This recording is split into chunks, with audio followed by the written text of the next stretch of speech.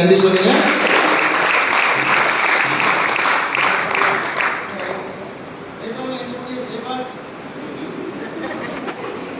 நானே மனைவி நாமத்தினாலே இவங்களெல்லாம் நான் ஆசீர்வதிக்கிறோம்.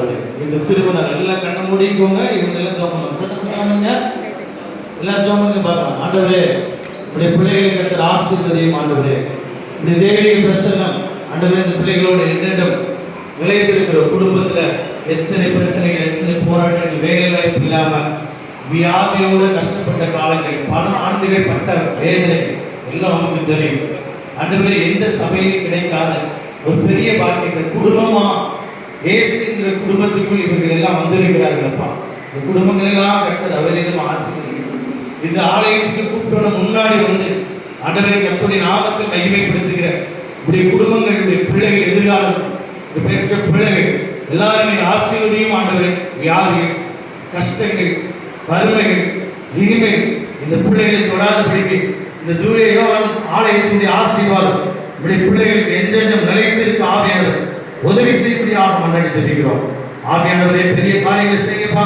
இந்த திருமண நாள், இந்த நாளில் திருச்சபைகளுக்காக வைத்திருக்கிற இந்த திருமண நாளில் இந்த குடும்பங்கள் கர்த்தருக்கு பயந்து அவர் வழி நடக்கிறவன் எவனோ அவன் பாக்கியவான் என்று சொல்கிறேன். இந்த பாக்கியமான வாழ்வை இந்த குடும்பத்தால் இந்த பிள்ளைகள் சுதந்திரத்துக் கொள். தெய்வ பயத்தோடு ஒருவருக்கு ஒருவர் கீழ்ப்படிந்தீர்கள் சொன்னது போல கீழ்ப்படிந்து முன்னாடி வந்து இருக்கிற இந்த குடும்பங்கள் எல்லாம் கர்த்தர் அவர் விதமாய் நீர் ஆசீர்வதிக்க வேண்டும் என்று மீட்பர் இயேசுவின் வழியாக வேண்டுகிறோம் நல்ல பிதாவே. God bless you. எல்லாருக்கும் நன்றி. கர்த்தர் உங்களை ஆசீர்வதிப்பார்.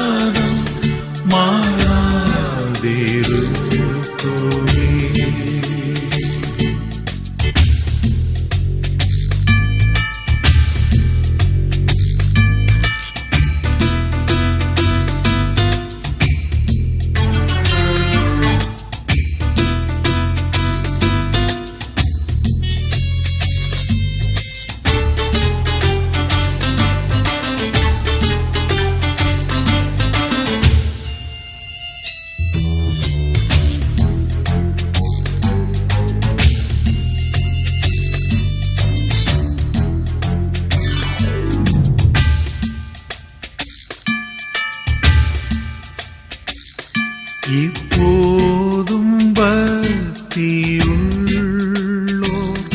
விவாகம் தூய்மையா மோவசனமா முன்னூரை வாழ்த்துண்டா ஆதாமுக்கு ஏவாளை கொடுத்த பிதாவே இம்மாப்பிள்ளைக்கு பெண்ணை கொடுக்க வாருவே.